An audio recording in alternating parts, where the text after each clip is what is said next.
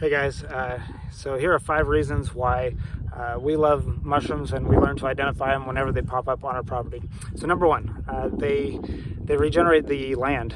So fungi stores carbon in the soil, and that carbon gives structure to the soil.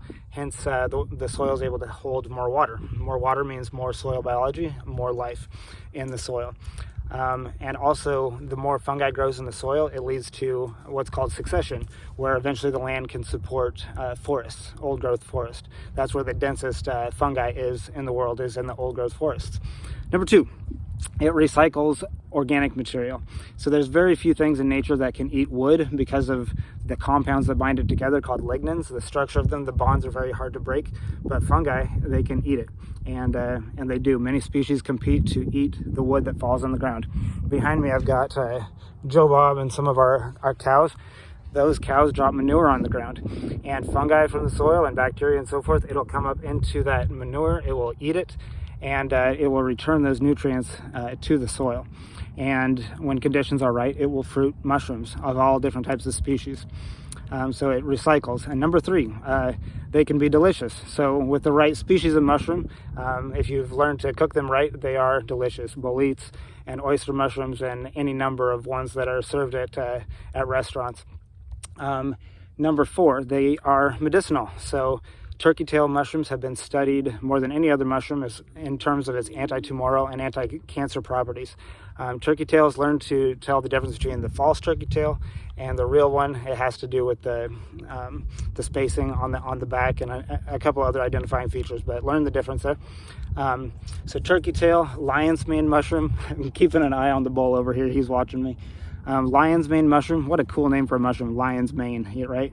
There are other names for it, but it's like an icicle looking mushroom, a white one, and it's great for neural protective properties. There's Reishi Mushroom, which for centuries and probably millennia going back into 5,000 years ago, Chinese medicine book or something talking about Reishi mushrooms, but they've been known for their longevity, health-giving properties for a long time. And also Johns Hopkins is currently doing studies on the psilocybin-containing mushrooms and finding a lot of success with treatment of depression and PTSD and end-of-life care and so forth. And lastly, number 5 is they're just so cool. If you study mycelium in the soil, it's this filamental hair-like structure, this white stuff that grows through the ground, and it splits on the ends. These ends called hyphae, and if it wants to eat something or it needs to branch out in a different direction, it splits on the ends. And one mycelial body mass can have trillions, I believe, if not maybe it's billions, I don't want to overstate it, but they can have billions of these hyphal tips growing through the ground and spread out in a huge area under the ground. The largest organism on planet Earth is known to be currently a honey mushroom, a saprophytic forest-destroying mushroom in Washington. And it is, I believe, 2,200 acres under the ground, eating the forest. So also the shape of the mushrooms, they're just cool. They come in such a huge variety of shapes, and mushrooms come in every single color.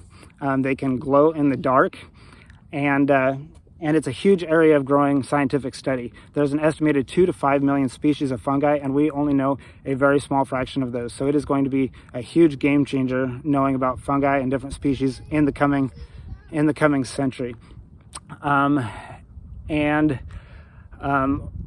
Lastly, they're just such a source of endless wonder and amazement. So get some books on fungi and learn about all the cool properties of them and what you can do with them yourself. All right, we'll talk to you guys later.